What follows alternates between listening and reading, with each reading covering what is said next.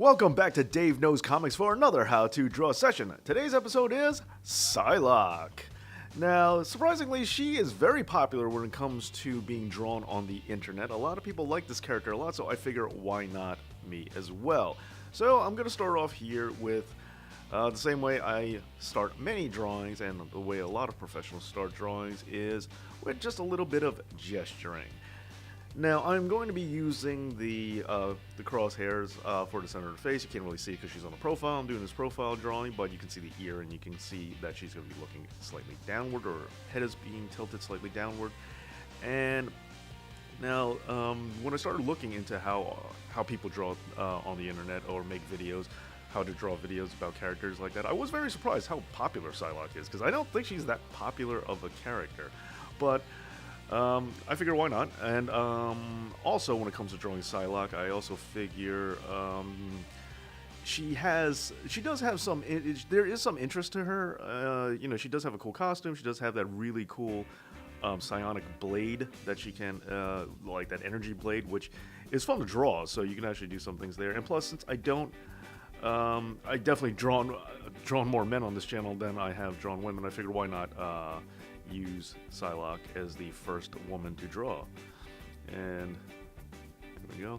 Now I am doing a very rough outline here. I'm really not working in the pre-drawing yet. Now I'm just looking at it, and I'm just trying to get the general outline. As I say always, if there's anything that you have trouble drawing with, or something that you're not that familiar with, it's best to draw the outline of the shape at first and then fill out the details later. Now, I am going to be changing this as I go along, so you can see this is part of a process. And since I'm not pre-drawing, but I'm also not drawing through, which I sometimes do, so I'm just kind of plotting things out, and especially since I don't have 100% clear in my head the way I want her to be situated, the way I want her position to be. I'm kind of moving around, see what works on the paper and all that. Like, see here, I'm just drawing lines to try and figure out which angle I want her arm to be at, what fits in the page, because I've said this before, definitely don't cram body parts or limbs or anything like that into the frame. Don't squish them in there just to get them in there. Something is supposed to be a different size, draw it to be a different size. So because I want her fist and her, that psionic blade that she can conjure up with her fist in the frame, I need to make sure that I plot everything out appropriately. And inadvertently, she has this Rosie get your rivets kind of pose going. It wasn't on purpose, but it just kind of what happens. So knowing my objectives now, I just have to make sure I plot everything out so it works the way I need to. Another interesting thing about Psylocke is drawing her hair. Now, she has really long, straight hair, and that's pretty cool, because when it comes to, drawing hair is interesting, and it's definitely a challenge for some people. But there are plus and minuses for different hairstyles. And when it comes to Psylocke, I think her pluses is the fact that when really long, straight hair, it almost flows like a curtain. So it's fun to kind of do that. Just see where gravity takes it and just watch it flow downward. Where, curly hair, on the other hand, has its other values. So if people have really curly hair, and a lot of comic book characters, especially in the 90s, had that kind of look. So everybody has, has their own thing. So Psylocke with really straight hair, especially, reading a lot of comic books in the 90s, it was a surprise. Not everyone on the X-Men had Rogue's hair, Alright, so now going on to it. Moving on. So I have the general outline, so now I'm going to start filling in the details. As you can see, I added a little more definition to her arms. She, not really a bicep, but, she has a little more, there are a little more contours and a little more lines in there. Now, I'm also working on, the outer line of her rib cage. And I'm not 100% sure on this stance, which way her torso is facing. So I'm still working on that. And then going back to the hair. Okay, so now I'm continuing to fill in the details here. And before I really start moving on, as you notice, I'm using this this pencil here with the thicker lead, because it gives me I like gesturing with this. I've mentioned this before. Okay, so now I'm gonna so here we go. Now it's beginning to pick up the details, because now the details I'm kind of figuring out where I want things to go. All right, so like right there, the neckline. She has that high collar neck in her costume, and using that to lead into where her collarbone is I think the first distinguishing detail, first major decision I'm going to be making in the look of this.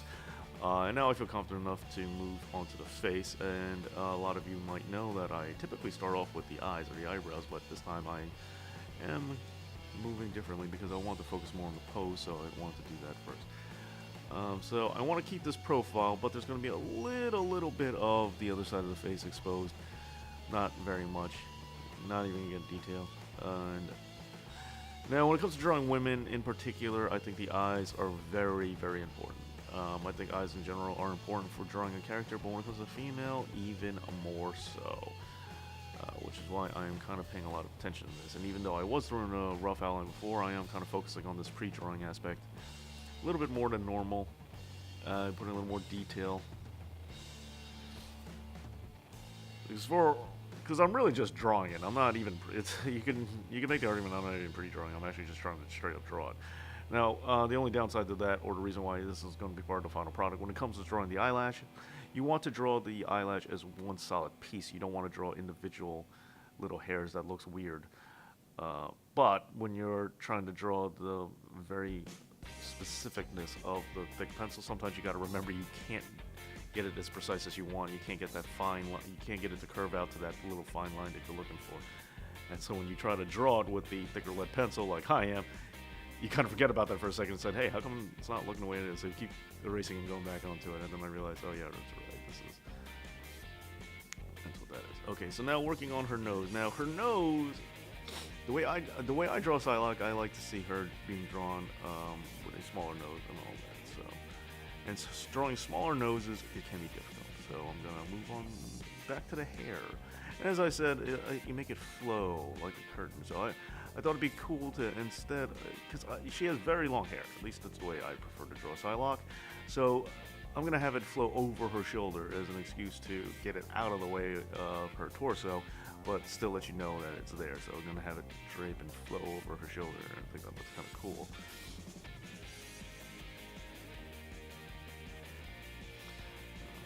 Only on the one side. On the other side I'll let it hang. Alright, and Psylocke's got these cool gloves here. So I'm going to... Now one thing I like about gloved effects is, especially if you struggle with drawing hands, I think drawing gloves can kind of help you. Especially these shiny reflective gloves that this like shiny, almost vacuum metal kind of costume that characters like Psylocke have, is because you get to draw a lot of reflection. So while you draw the overall basic outline shape of the fist, the details, the fingers, as I said, again, when you're drawing a fist, I think it's very important if you struggle with hands, draw the outer shape of the fist. Don't try to draw the fingers to make a fist as a whole. Draw the outside shape of the fist and then draw the fingers inside of it. I think that makes life so much easier. Because when the outer shape is right, everything falls into place. But if you try to draw the fingers to create the whole, you notice that things are out of sync, things don't really line up the way you want them to. So this way I think works easier. But anyway, as you can see, I did that real quick. Now, as that fist looks okay, but when you're drawing that shiny vacuum, you can draw the shadows or the reflections inside of it. It makes the fist stand out and look even better. So I think it's a good way to do minimalistic work on drawing a hand or drawing a fist if you have that kind of reflective glove.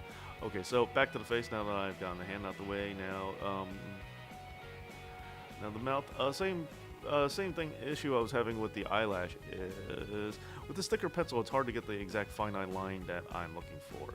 But also keep in mind that this is a process, so I'm looking at things a certain way. Because every little detail matters. I'm trying to move and figure out where the best place to put the mouth is, because a couple of millimeters too high, too low, like right there. I thought the upper lip was too high up, too close to the nose, so I have to drop that down. And so I got to rework on that chin a little bit because I erased it.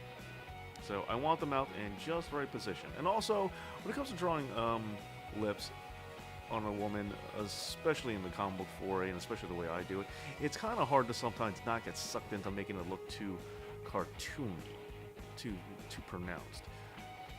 You know, drawing an understated lip or a simplistic lip on a female character is harder to do than anything else, I think, to make them still look feminine. There are some artists out there who can draw a female character without having like lipsticks or lipstick or pronounced red on their lip or whatever like that, because that's not realistic. No, not everybody walks around. Not every woman walks around with red lipstick, but they can draw women without very obvious lips or lipstick painted lips that are red, and it still looks, and the character still looks feminine, and I've always admired that, because that's not easy to do. Okay, so now I feel the shape is beginning to come across, and as you can see, I like to bounce around a lot. If something is causing me, if something is not clicking right away, I'll just skip on and move to another part of drawing. I just jump around a lot. That way you never get too bored with it. And here, for Psylocke, I decided to add a little bit of,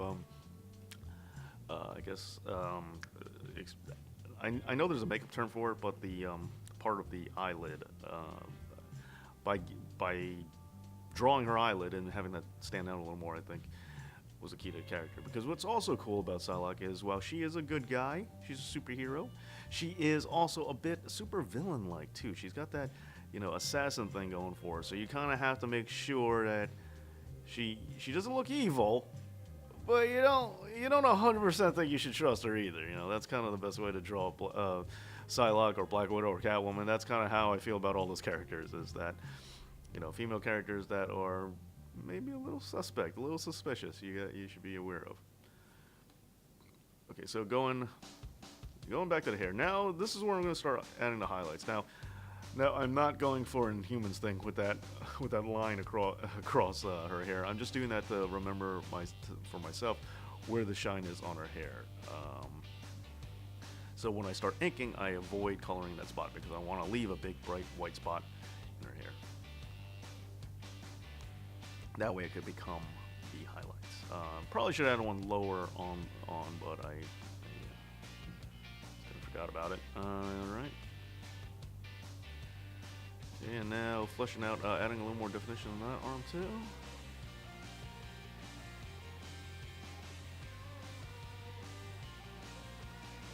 And okay, I'm looking at this drawing and it's okay, so I'm going to start inking. Now there are going to be things that I don't 100% love, that I'm going to work on or not stick to the pre-drawing on. But one of the things I'm very happy about is the eye. As a pre-drawing goes, I liked it a lot, so I'm going to stick to it mostly, but I'm going to use the pen to do some finer detail work. This is a number 3 pen, just so you know. I'm working on the eyelash and the eyelid, and as I said before, I really like working on the eye first, so that's what I'm doing. Now, it comes to the eyebrow. The center point, as you saw, I kind of I'm kind of dotting, or I'm kind of making it individual strokes to build up to the eye. That way it gives it that look that it is hair. Instead of just drawing one smooth, I am kind of roughing it up on the edges a little bit by sketching or scratching with a pen, more so than just drawing a smooth, fluid line and then filling it in. Here, I'm going to draw the individual hairs underneath right here. So there you go. Just create a little more of that hair look, that peel. And going back into the strands in front, and there you go. Just a little bit of texture, just a few strokes, just to get you the idea of what the hairlines are, to create those individual follicles that you see up close. All right, now working on the other eye that you don't really see, and finalize it. There you go with the nose. And it's important to slightly upturn the tip of the nose when drawing a female. At least I think so. Most of the time, at least. Just turn it ever so up, just slightly. And just the tip, just the very tip of the nose, just flip it up. Okay, now working on the lip. Now when it comes to drawing a lip, this is a little, because I'm working on it from a profile shot, I can't do one of my typical tricks. Normally my typical trick is, if you can see both sides of the lip, right down the middle, I will color in, I'll shade one side, that and leave the other one exposed. It creates a nice line of separation right down the middle of the upper lip, and it adds some 3D effect, and it makes it have almost 3D effect by separating like that. So I normally do that, but I can't do that this time. Okay, working on her chin, smoothing it out. The pre-drawing was a little blocky, so I'm trying to round it off a little more. It's not too big of a deal. As I said, I wasn't going to stick to the pre-drawing all that much. Or I wasn't going to be 100% committed to the pre-drawing. And a lot of things like that. What I just did there, I just smoothed out the neck a little bit more. Okay, so time to move on. Now I'm going to use the Black India ink here that I have. Fill it up in my trusty bottle cap. And it doesn't take much. Does not take much. So yeah, so now that I have the face down, that's the major part of details where I want to focus on. And I normally do focus, I spend more focus on the face. Now I feel ready to move on and go to the inking. Plus, playing with the brush is fun. So let's do that. Now I'm going to leave some right there. See, I'm starting where I left that little section for myself to remember to add that as shine for the hair. Now I'm going to be using the brush, and again, I probably should have figured out how to leave, or should have remembered to leave part of it white here around where this curve is, but well, too late. I think it looks fine. So I think I got away with it. But I'm still using it to curve and follow around. Now this brush kind of dries out a lot faster than this brush does dry out a lot faster. But so I'm still trying to focus on the sweet spot. But I think I found it now, so that's why I'm drawing. See the way these brush strokes work. Now that really works good for the texture of hair, or to reveal the shine of the hair. So I think that works pretty good.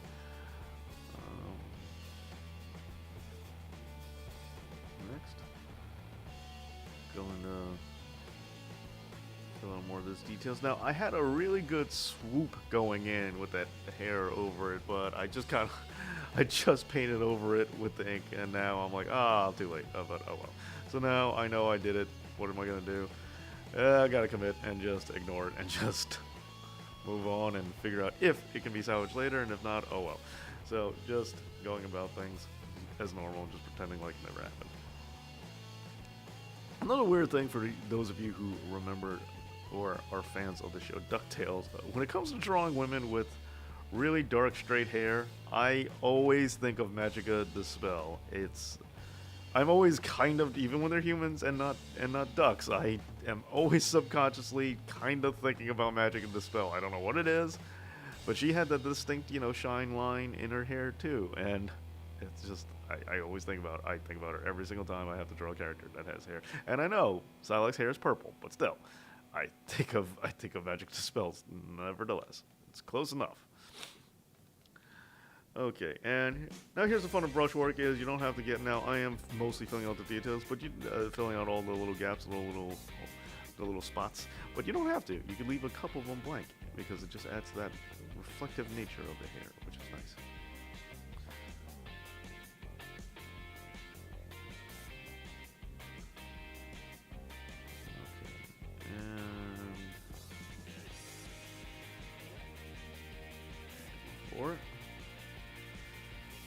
And I know right now she kind of looks like a weird reverse rogue, or kind of with these white streaks, but don't worry, they're gonna look more like hair. It's gonna look more like reflections in the hair soon enough, but I gotta just dry a little bit. Don't worry, I'm gonna fix it, so in case you're worried, don't be. Alright, so time to fill in the gaps here, the hair on the other side of her face. This is not being resting on her shoulders, like not draped over her shoulders, just hanging down on this side. Which might seem weird because you want everything to be symmetrical, but for me it's okay because, she was in a fight. She's ready, she's got her fist charged up, so that's why half of her hair is going to be thrown over her shoulder and the other half is going to be dangling down.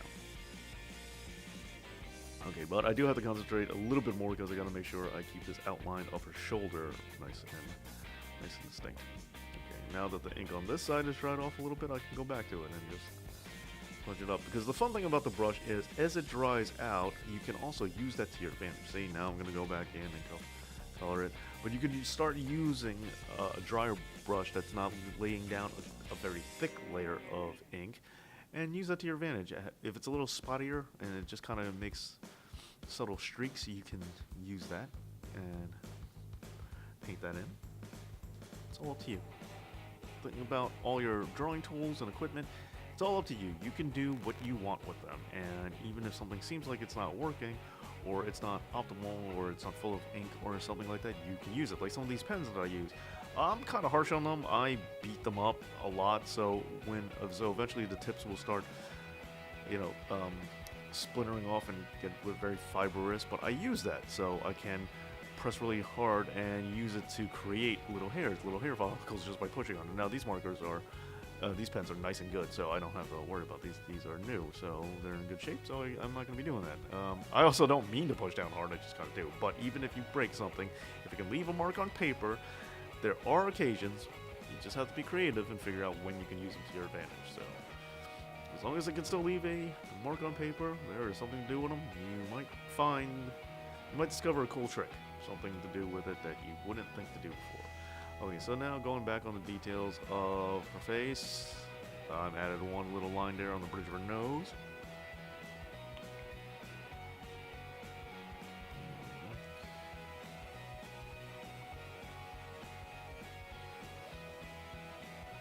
And now, finally onto her fist. Now, just letting everyone know, when it comes to drawing, I'm drawing at a very awkward angle here because I have to get the camera straight down. Normally when I draw, I actually put my face very close to the drawing, really close to paper. I lean all the way down because I want to get a good up close view of what I'm doing. I'm sitting pretty far back just to get the camera in so it'll create a shadow and getting the whole drawing in there, so I'm drawing at an awkward angle. So there are a couple of things about this drawing I don't like, and I will fix them later. This fist right now is one of them. I didn't realize this from the angle I was sitting at, but I didn't realize how bent and broken her wrist looks. But don't worry, that's easily fixable, and I'll take care of it a little later. So in case you're thinking this looks weird, like, hey, it looked okay in the pre-drawing, but when he inked it right now, it looks weird. No, don't worry, I'll fix it.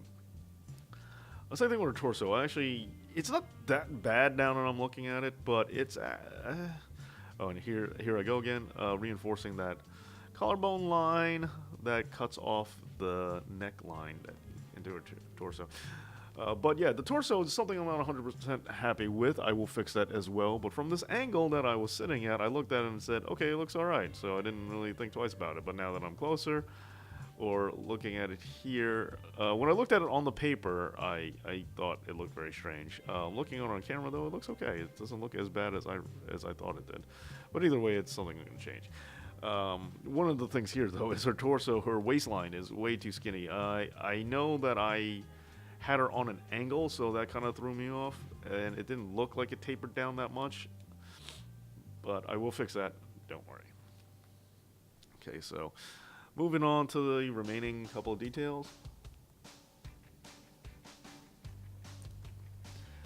Time to use the brush. And as I said, it comes these gloved hands. Now you see as the brush starts drying out towards the end there, it starts getting spottier with the streaks. See, now this brush is still filled with ink. But you can see on the left side of the hand, or our left side of the hand, it starts streaking. And there it goes again. And now I'm going to fill up. I'm going to dip it back in the ink, but I'm going to leave those splotchy little streaks, those little imperfections, because that really does look good for the shine of the glove, and you can't buy that. It's something you can't do. Oh, and here, now you notice when I'm painting, when I'm inking these things, there you go, see the thumb. Now this is one of those details I was talking about. You can fill in close to the line, but you don't have to fill it up to the line, because then it just looks like little bits of reflection refracting off. Same thing here. I'm just kind of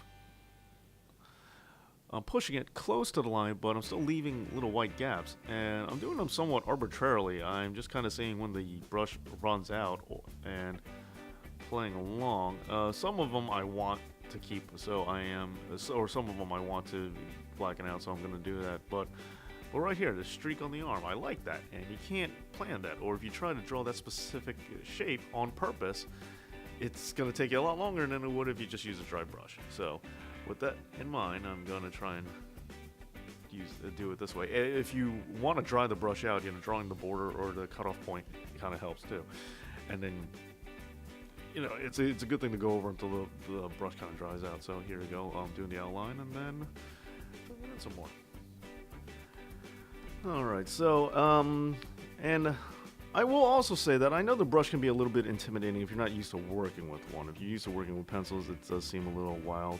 But the good thing about working on this Bristol paper that I'm working on, which is a lot larger than, you know, photocopy paper, which is what I typically draw on or have drawn on most of the time in my life, is that since it's bigger and your drawings tend to be bigger to reflect it, your margin of error is a little bit greater.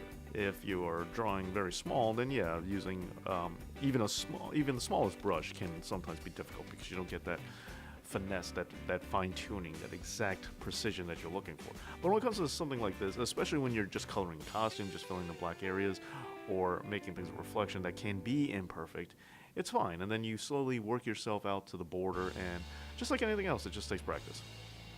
Okay, so now going back to her costume, the torso part of her costume, I'm leaving this outline right here. Again, I'm going to be leaving a white area. That way it reflects the light that's coming off from the light source. And when it comes to doing light sources, just keep in mind where the light sources are coming from. How many points of light are there? These are imaginary, so they're wherever you say they are. But if they're coming from the left, as you can see on her glove, there's more. I left that white area on her left, so this means there's at least a white reflection, a light source coming from her left, though. So things are going to have to come from her left. Except for her hair, which there is on the right, so that just means there's two light sources. Keep in mind. So, all right, so here I am. Oh, and I'm also tracing under the arm. Sometimes her costume has, it just goes right up to her arm socket. Other times there's a little bit of a larger opening where her arm, you know, underneath her arm too, so gets some flexibility. I think for practical purposes there should be a wider arm socket sleeve. So instead of going right up to the armpit, you know, I think that's a little weird. So just for practicality's sake, I think she deserves a little more functionality in her costume.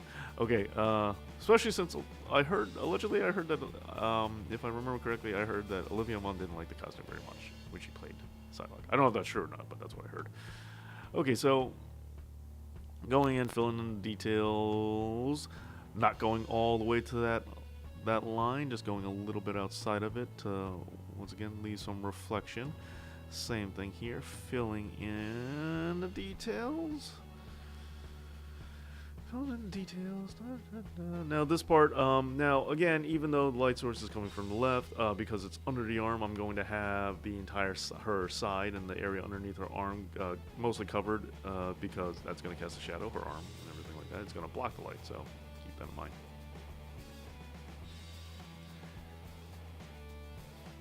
And the light source that I have reflecting on the up and to the right onto her hair, I'm just going to have that there's no real easy access for it to get down to her costume, so that's why the only light source you can see is from her hair. So yeah, light source is a key thing to think about, and as long as you keep those in mind, drawings can look pretty fun and pretty cool when you make these just imperfect designs. You don't have to make a straight line, you can just make it, although there are some artists that do just perfectly straight lines or curved lines when it comes to like reflections of hair, reflections of costumes like that, and they actually kind of look cool. You know, if you look at the Bruce Timm Batman, there's a lot of just, you know, straight lines as reflections. Sometimes you could do that too, which I do as well. I'm just happen to be doing the imperfect way this time, where it's a bunch of squiggly, scraggly, unpainted areas that I'm using to represent reflections. Also, so the upper part of her ribcage, I'm also kind of wanting to use that too, and surprisingly running low on ink, which really never happens. Normally, I use a very little bit, and even that is too much. So this time I'm actually running out. It's probably because, you know, there's so much of her costume. I'm using her costume and her hair and her gloves. So yeah, I'm using a lot of ink. But normally I have ink to spare. Not the case this time. And again, look at it. I'm going over. And also, pay attention to. Again, this is a lot about imperfections, which is why I like drawing her costume. It's a lot about imperfections, and see, as I said, with the dry brush, I'm using this brush that is mostly dried out and just getting the final remnants from the bottle cap. and just try and make a few regular lines. But yeah, it's all about these imperfections here, and these imperfections is fun. When you're trying to be perfect all the time and precise, it can drive you crazy. It could be maddening and very frustrating. So when you have opportunities like this where you can create imperfect lines that just kind of look cool and just play with shapes and all that without taking it too seriously and making it look a specific way, it can be fun all unto itself and take some of the pressure off. Okay, so for the most part, I'm at least going to let this section dry before I go back to finalizing details on it, because there's a lot of things I want to change and a lot of things I want to fix. But right now, look at this. I'm taking this old trick here. Right here, I have a piece of charcoal. Soft charcoal, I like working with soft charcoal more than firm charcoal. I think it leaves a better mark, and it's easier to work with. And I'm just doing swirling motions, really tight circular motions with it, and that's creating this billowy smoke effect. If you can see that, it's creating this smoky effect, which is cool because this is going to be the baseline of how I create that energy, that psionic blade that I was talking about earlier, that I really like, that I think is a cool thing, because these energy beams, energy constructs, anything that's built of like plasma blasts and stuff like that, it's cool because they don't really exist in real life, and so you could do anything you want with it. So if you can come up with weird ideas, go for it. Why not? Because no one's going to question you. So here's the next step. I took a tissue, crumpled it up into a little pattern, dipped it in the ink, and now I'm using it as a stamp. Using this weird, rough shape, jagged little shape, and dipping it in the ink and blotting it. Now the ink I'm using here, I switched over since I ran out of the Black India ink. I switched over to Sumi ink. It's a lighter ink, a little more watery. And the reason I'm doing this is because I'm building upon it. The first thing you see is that billowy kind of charcoal layer. Then on top of it, I'm using this lighter watery ink that it's going to dry and it's going to be a little fainter. And I'm going to use that to create the outline of the psionic blade. And that looks pretty cool. But now I'm going to be moving on and just get a couple more blotches.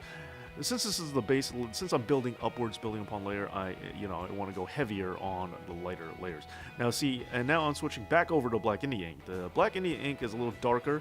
It's less watery, so it's going to leave a better mark. It's going to leave a darker mark. And now I'm using that just to accent it, just to create a little texture and contrast to make things pop out, more layers to it. So I want you to see the layers. So I'm using this darker India ink to just give it another layer. You start with the lightest layer, and then you build upwards, and you put the darker layers on top. And I'm also using the Black India ink to smudge a little more, smear a little more, create a little more off-pattern shapes and designs. Again, it's about the imperfection. So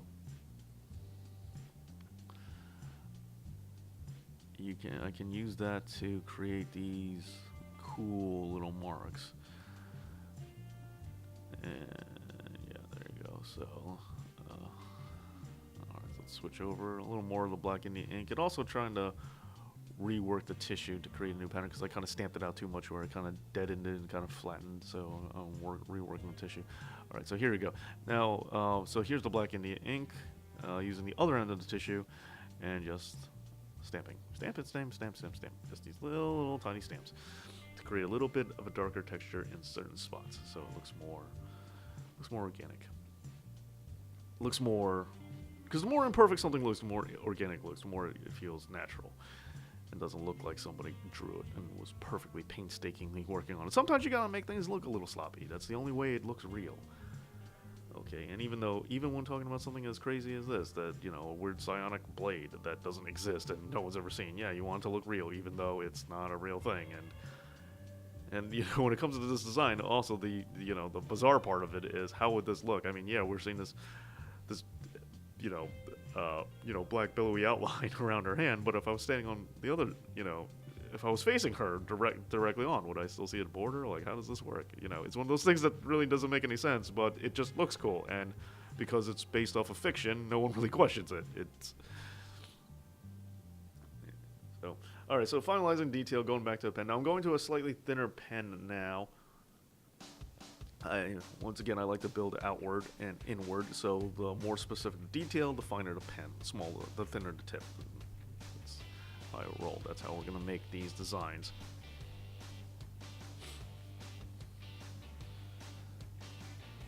going under here, working on the arm now, and especially here because the elbow joint here for her looks a little plain, I think. So any excuse to add a little more something to it. Well, now I'm also trying to smooth out this jawline. I mentioned before, but now I want to smooth it out even more. And what's great about smoothing out jawlines is if you add more shadow underneath or you make the line thicker on the bottom, then it just looks like shadowing underneath her chin. So it looks like you did it on purpose. So it's pretty cool it's a cute little trick to, you know, save yourself if you made a chin too big. You can just always narrow it down by adding a thicker line and keep going for it, and it just looks like shadow. Speaking of shadow, I'm using some rendering or creating little lines to underneath her arm. There's no real reason why I'm doing it, I just am.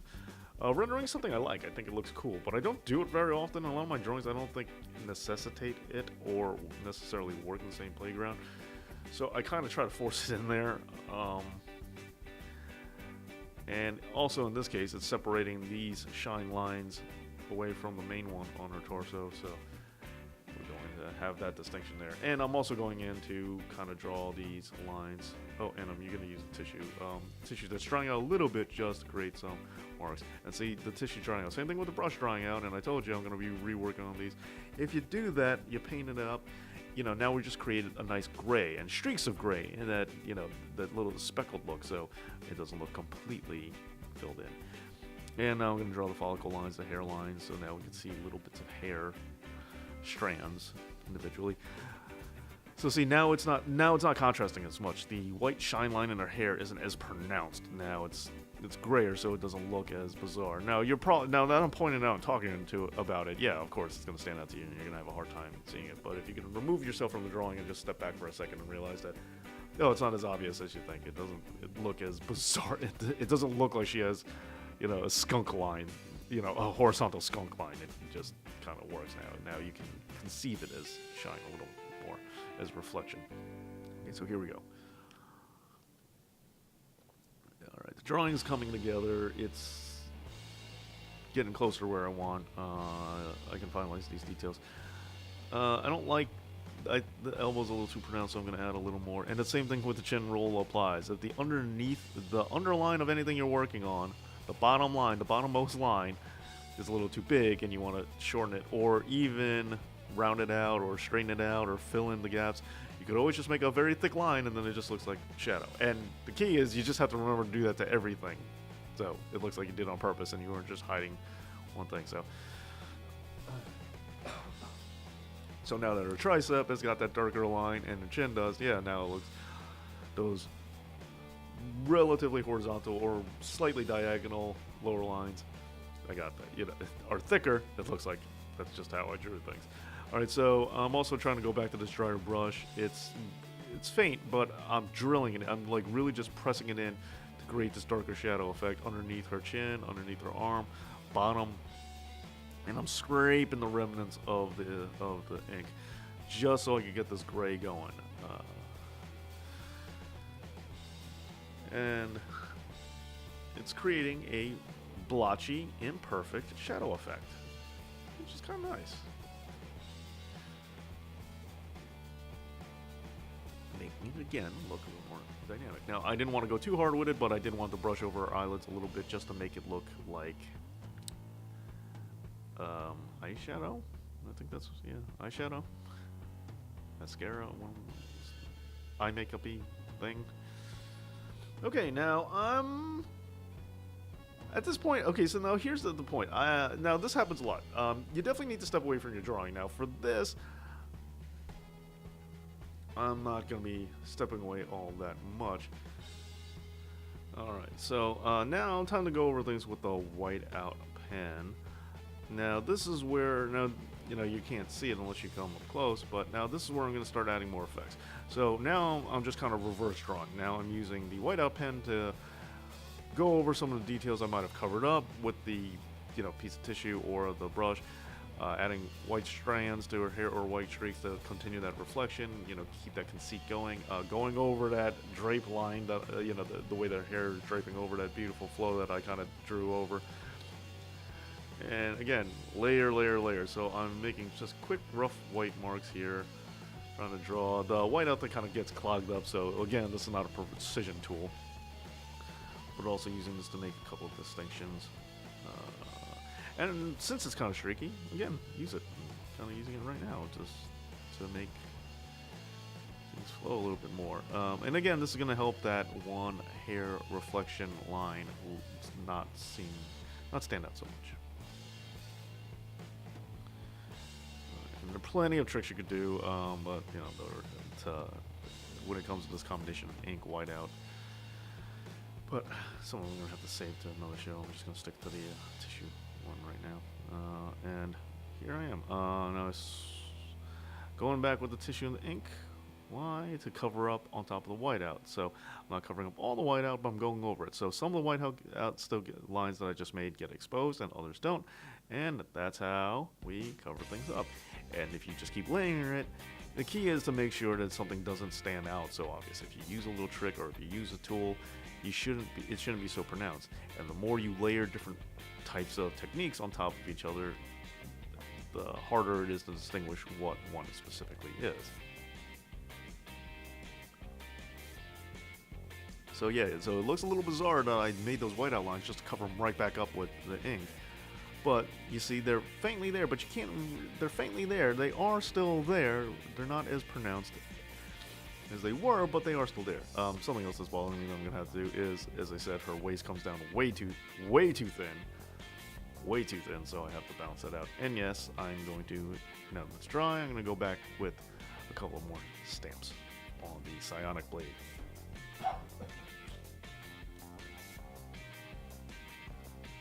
And filling in the gaps, filling in the details. And instead of it just being pure white on the inside, I'm speckling it up inside that energy outline closer to her fist. And yeah. And then every once in a while you gotta step back because there you go. So now I'm actually gonna draw now a pen to give a final border to fill out her torso a little bit more because she's a little too narrow. Okay, but now it's key to every once in a while step back from your drawing and just take a look at it and give yourself a moment to say like, okay, what do I gotta do, instead of just being lost into it and just staring into it forever, because then you just kind of forget what you're doing. There you go.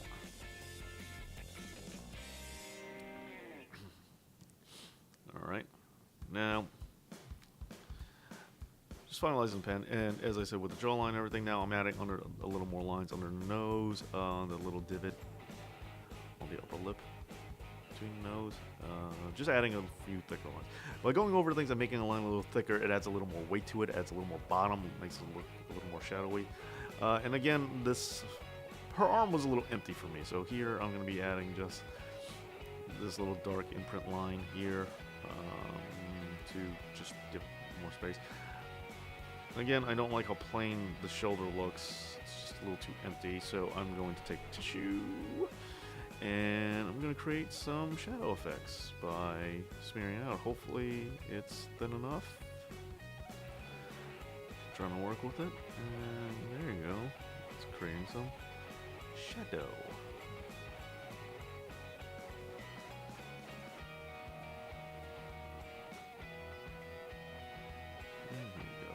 And I'm also going to scuff up just a little bit of the reflection of lines. Parts of the arm, on the shoulder, which is underneath the hair, so that should get some shadow underneath the neck. Working on it gently. And I'm also trying to cheat in onto the face too a little bit, and maybe underneath the hair, because the hair would cast a shadow. Cheat in on it just a little bit.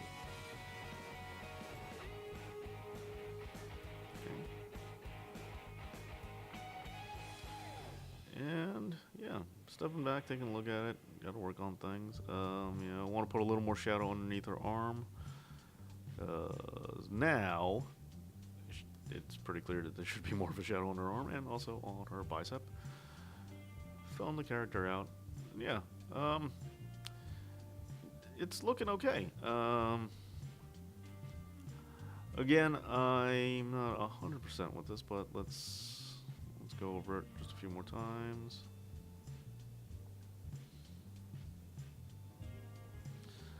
I really want to add more shadow underneath the arm. That's what I want to do. And also on the upper bicep, now this might seem weird that there should be a little bit of reflection there. But because the light source from her psionic energy is so strong, I figured it might cast a little bit of shadows, project a little more shadows, like in the crease of her arm, since it's bent.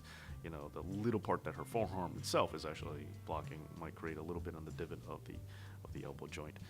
Okay, just one more time. I really want to, since I lost that beautiful flow swoop. I'm just trying to recreate it as best as I can with the white up pen. I know it's not gonna be the same, but still.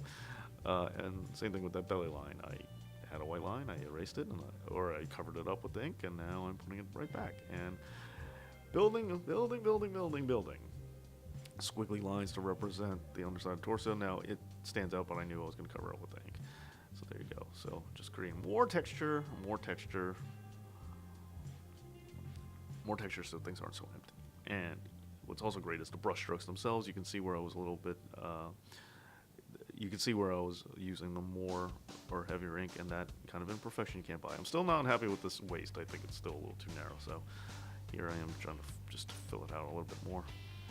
All right, so you can see me using this tissue as a gigantic marker just to fill out the areas because it just doesn't look right to me. And again, because of the camera, I'm drawing at a different angle. And normally it's fine. It's not that big of a deal, but it did throw off my perspective for certain things. That's why it doesn't look right, and that's why I keep fidgeting with it. And, you know, I can't stop because there's something that didn't look right. And while it may look okay, there were certain things that I have a problem with.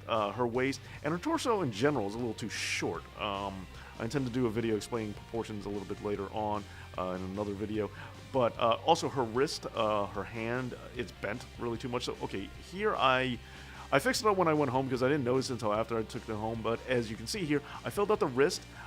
Made her hand a little not bent at such a weird curved angle, and on top of that I lowered her torso, or I made her torso a little bit bigger, so you can see the difference there, and that's the difference between the two drawings.